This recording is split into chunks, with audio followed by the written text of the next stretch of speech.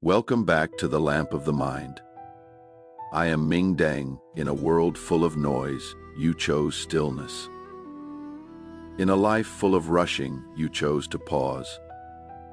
That choice alone is already a form of awakening. Whether this is your first visit or you've walked this path with me before, I am grateful you are here. Let's light the lamp together, not to escape the darkness, but to see it clearly and find peace within it. Right now, at 3 in the morning, have you once again woken up startled from a dream in the darkness? Those familiar thoughts start swirling in your mind again. You think of that unsettling number on your medical report. Think of the increasingly rare phone calls from your children. Think of that increasingly unfamiliar face in the mirror.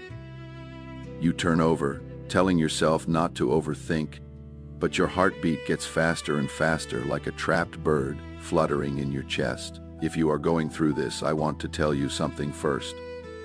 You are not alone. I am Ming Deng, someone who has spent most of my life studying Buddhism. On my decades-long path of practice, I've seen too many souls tormented by fear, successful entrepreneurs who can't sleep at night, elders surrounded by children and grandchildren yet always worried, young people who seem carefree but are terrified inside. They come from different countries, speak different languages, but the fear in their eyes is strikingly similar. This made me deeply realize that fear is humanity's most universal emotion. It doesn't discriminate by age, by wealth, by east or west. It is our shared fate and also our shared lesson. Over 2,500 years ago, when the Buddha attained enlightenment under the Bodhi tree, the first truth he saw was that all beings suffer, and fear is one of the core sources of suffering. But the Buddha didn't stop at revealing suffering. He spent the rest of his life pointing out a path for us to pass through fear and reach peace. Today I want to share with you 8 profound wisdoms from the Buddha about fear. Please be patient and watch until the end, because after the 6th wisdom I've also prepared 2 additional lessons. Many people have told me that it was precisely these 2 extra pieces of content that completely changed their relationship with fear. Are you ready? Let's begin. The first wisdom acknowledged that fear is a common language of humanity. Let me first ask you a question. Have you ever blamed yourself for feeling afraid? Have you ever said to yourself late at night, "Why am I so cowardly? Everyone else is living just fine, so why am I so anxious? I am already this old, so why am I still scared like a child?" If so, I want to tell you that this self-blame hurts more than the fear itself. The Buddha said in the Dhammapada, "Fear arises from attachment. Attachment arises from ignorance." But he never said that feeling fear is shameful. In fact, the Buddha himself experienced deep fear before his enlightenment. It is recorded in the Buddhist scriptures that Prince Siddhartha, in the early days of his monastic practice, once meditated alone in the wilderness. It was a place called the Forest of Terror, where local people dared not approach. When night fell, the howls of wild beasts rose one after another, and tree shadows swayed like ghosts under the moonlight. Fear also arose in Siddhartha's heart, but he didn't run away, nor did he blame himself. He just sat quietly observing where this fear came from and where it went. He discovered that fear was like the wind in the forest. It comes and goes, never staying. This story tells us that even the one who later became the Buddha once experienced fear is not a sign of weakness. It is proof of being human. I remember many years ago, a retired doctor came to see me. He spent his whole life saving lives, and in others' eyes he was the bravest person. But he told me he was tormented by fear every night, afraid something would go wrong with his body, afraid of becoming a burden to his family. He said, "Ming Deng, I feel so useless. I've helped so many patients face life and death. How come when it is my turn I am so scared?" I held his hand and said, "It is precisely because you've helped so many people that you understand the fragility of life better than anyone. Your fear shows exactly how much you cherish life. This isn't weakness. This is deep affection." At that moment I saw tears in his eyes, not tears of sadness, but the relief of being understood. So, whatever you are afraid of right now, please first allow yourself to be afraid. Don't judge, don't blame, just acknowledge. Yes, I feel fear. This is normal. Remember the Buddha. Every person you meet on the street, no matter how composed they appear, has their own fears inside. When you understand this, you are no longer alone. The second wisdom: fear is a messenger, not an enemy. Since fear is universal, why does it exist? Is it here to hurt us? The Buddha's answer might surprise you. In ancient India, there was a famous story. A king dreamed that he was being chased by a tiger and woke up in fright. He summoned the wisest monk in the palace and asked, "Does this dream foretell disaster?" The monk smiled and said, "Your Majesty, the tiger didn't harm you. It was only chasing you. Perhaps it wasn't trying to eat you, but to tell you something." The king asked, "Tell me what?" The monk said, "Perhaps it is telling you that there is something you've been running away from, and it is time to turn around and face it. When I was young, I was terrified of public speaking. Every time I had to speak in front of people, my heart would pound, my palms would sweat, and my mind would go blank. Until one day, my teacher said to me, "Ming Deng, have you ever thought that this fear is protecting you? It is afraid you'll embarrass yourself, afraid you'll be laughed at, afraid you'll get hurt. Its starting point is actually love." That sentence was like a bolt of lightning illuminating the darkness in my heart. From then on, whenever fear arose, I would say in my heart, "Thank you for wanting to protect me. But I am safe now, you can rest." Amazingly, when I did this, the fear really started to loosen. It no longer gripped me so tightly because it felt understood. Next time when fear comes to visit, try not to push it away immediately, but like treating a messenger who brings news, ask it, "What do you want to tell me?" You might be surprised to find that behind fear often hides the truth you most need to hear. The third wisdom: fear dissolves in connection. A few years ago, I was leading a small meditation group at a community center. There was a lady I'll call Mary, who always sat quietly in the corner and rarely spoke. One day after meditation ended, everyone sat in a circle to share. When it was Mary's turn, she was silent for a long time, then suddenly started crying. She said, "My husband passed away 3 years ago, and since then I've been living in fear every day. I am afraid of sleeping alone, afraid of getting sick with no one to take care of me, afraid of falling down at home one day and no one finding me. But I never dared to tell anyone because I thought these fears were too ridiculous." As soon as she finished speaking, a gentleman next to her spoke up. "Mary, I completely understand you. My wife has been gone for 5 years and I still don't dare to go alone to the restaurant we used to frequent." Then another lady said, "Me too. What I fear most is holidays. The house is too quiet and I don't know how to get through them." That evening, everyone in the group was sharing their fears. When the sharing ended, I saw a strange sense of calm on everyone's face. Mary said, "For the first time I realized it is not just me. Everyone is afraid, and that makes me feel so much better." This is what the Buddha called the power of Sangha, a community of mutual support. Fear's favorite food is loneliness. When you feel like you are the only one like this, fear expands. But when you discover that everyone is like this, fear loses its nourishment. So I want to encourage you, don't bear your fears alone. Find someone you trust and speak your fears out loud. You don't need to seek advice or solutions. You just need to be heard. When your fear is gently caught by another person, it begins to lose its power. Remember, fear grows in isolation and dissolves in connection. Please think back to what you were most afraid of 10 years ago. Maybe it was an important exam. Maybe it was a difficult decision.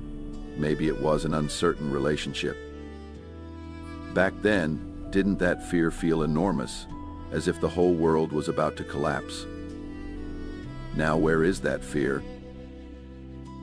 Is it still there? Or has it? If this is the impermanence that Buddha taught, everything changes, including fear. I often use a metaphor to explain this principle. Fear is the cloud. You are the sky. Clouds will come, will block the sunlight, will make the sky look gloomy, but clouds are never the sky. Clouds will drift away and the sky remains there, vast, clear, and boundless. Your fear is the same. It will come and make your heart feel dark. But fear is not you. You are the space that holds the fear.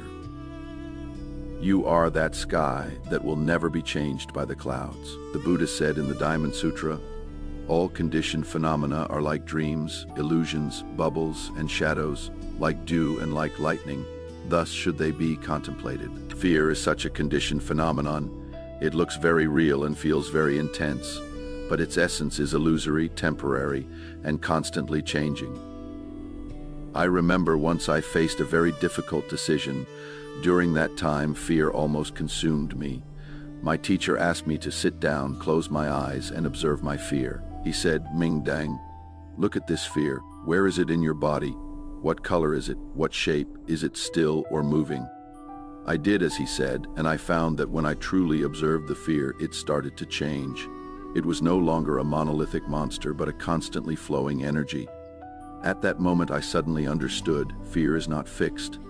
It is alive, it is changing. Since it is changing, it is not eternal. Since it is not eternal, I don't have to be trapped by it forever. Since then, whenever fear comes, I remind myself, this is a cloud. It will drift away. I am the sky. I've always been here. The fifth wisdom. Many people think overcoming fear requires courage. We need to muster up courage to defeat fear and become fearless warriors. But the Buddhist teachings gave me a completely different perspective. The opposite of fear is not courage. It is compassion. When we feel fear, our attention is completely focused on ourselves. This word occupies all of our mental space. But when we shift our attention from ourselves to others, something magical happens. Fear begins to shrink. There is a story in Buddhist scriptures. A mother's child was seriously ill, and she was extremely anxious, terrified to the extreme. She went to find the Buddha and begged him to save her child. The Buddha said, "I can help you, but you need to do something for me first. Go to the village and find a household that has never experienced death, and bring back a mustard seed from them." This mother knocked on doors from house to house, but every family told her they had lost loved ones before. When she had gone through the entire village and returned, her fear had transformed. She realized she was not the only one bearing pain. Everyone was experiencing loss. Everyone was facing fear. This is the power of compassion. When you realize that others are also afraid, that others are also suffering, your heart will be freed from the prison of self. So if you are being troubled by fear, I want to give you a perhaps unexpected suggestion. Go help others. You don't need to do anything earth-shattering. Call a lonely neighbor. Hold a door open for a stranger. These small acts of compassion will let your heart unfold from the tightness of fear. The Buddha said, compassion is the strongest protection. When your heart is filled with compassion, fear can find no place to land. The sixth wisdom, walk with fear instead of waiting for it to disappear. I am going to tell you a truth that might disappoint you. Fear will never completely disappear. No matter how long you practice, no matter how wise you become, fear will knock on your door from time to time. This is human instinct, a tool our ancestors used to survive in a dangerous world. We cannot and don't need to completely eliminate it, but this doesn't mean we have to be controlled by fear. What the Buddha taught us is not to eliminate fear, but to walk alongside it. Imagine you need to go somewhere important, but there is a dog you are afraid of on the way. You could stand still and wait for the dog to leave, but the dog might never leave, and you'll miss where you need to go. You could also fight the dog and try to chase it away, but that would drain a lot of your energy. There is a third option. You can acknowledge the dog is there and keep walking your path, The dog might follow you for a bit, but as long as you don't stop, it'll eventually lose interest. Fear is like that dog. You don't need to wait for it to disappear before you start living, and you don't need to fight it. You just need to acknowledge it is there, and then keep doing what you need to do. I know an old gentleman who is over 80 years old and still writes every day. He told me that every time he sits in front of the computer, he feels fear. Afraid of not being able to write something good, afraid of others' criticism.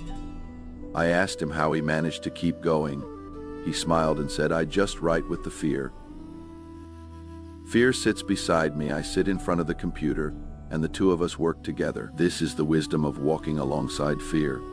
You don't need to wait until you are not afraid to do things, because that day may never come. You just need to move forward step by step with your fear. Fear can be your travel companion, but it can't be your driver. The steering wheel is in your hands. Bonus Lesson 1. If you are still watching this video, I want to thank you for your patience. Now let me share 2 extra pieces of wisdom. These are the most precious insights from my years of practice. The first extra wisdom is that fear is the most honest teacher. What we fear often reveals what we care about most. Fearing loss of health shows you value life. Fearing loss of loved ones shows you love them deeply. Fearing failure shows you have expectations for yourself. Fearing rejection shows you crave connection. From this perspective, fear is not a curse but a blessing. It is like a mirror reflecting the truest desires in our heart. I used to be terrified of being forgotten, and this fear troubled me for many years. Later, I started asking myself what this fear was trying to tell me. The answer slowly emerged. I was afraid of being forgotten because I longed for my life to have meaning. I hoped my existence in this world could leave some traces and help some people. When I saw this clearly, fear transformed into... I began to take more seriously the things I found meaningful. I was no longer driven by fear, but led by the desire it revealed. Buddha said, knowing yourself is the beginning of wisdom, and fear is precisely a door to knowing yourself. Next time when fear comes, don't just think about how to get rid of it. Try asking it, what do you want me to see? What do you want me to understand? You might find that behind the fear lies the answer you've been searching for all along. Extra Lesson 2, you are older than your fear. The last wisdom, and the one I consider the most profound, you are older than your fear. Buddha taught us that our true nature, which some call Buddha nature and others call awareness, is unborn and undying. It existed before fear and continues to exist after fear. Fear comes and goes, but the you that is aware of fear has never changed. Imagine the ocean. Sometimes the surface is calm, sometimes it is turbulent with waves, but no matter how the surface changes, the depths of the ocean are always peaceful. You are that ocean. They look big and scary, but they cannot touch your depths. In your deepest place, there is an eternal peace that no fear can ever reach. It took me many years to truly understand this truth. Before, I always identified myself with my emotions. I was afraid, so I was a fearful person. But through practice, I slowly discovered I am the presence that is aware of fear. Fear arises within me and dissolves within me. But I am always there, neither increasing nor decreasing. This realization brought me tremendous freedom. I no longer need to eliminate fear to feel peace, because peace has always been there. Beneath the fear, beneath the waves, in the depths of the ocean. I want to invite you to touch that stillness too. Next time when fear comes, try not to be swept away by it. Step back and ask yourself, who is feeling this fear? That who is your true nature. When you rest in that who, fear is just a passing guest coming and going, while you remain the unmoving host. Dear friend, our journey is coming to a pause here. Let's review the wisdom shared today together. First, fear is a common language of humanity. You are not alone. Second, fear is a messenger, not an enemy. It brings important information. Third, fear dissolves in connection. Don't bear it alone. Fourth, fear is the cloud and you are the sky. It will drift away while you are always there. Fifth, the opposite of fear is not courage but compassion. Open your heart to care for others. Seventh, fear is the most honest teacher. It reveals what you care about most. Eighth, you are older than your fear. In your depths, there is an eternal stillness. I want to end today's sharing with a story. Many years ago, there was an old Zen master who was about to leave this world. The old Zen master smiled and said, "Afraid? Why should I be afraid? I am just walking from one room to another." The disciples asked again, "Do you have any regrets in this life?"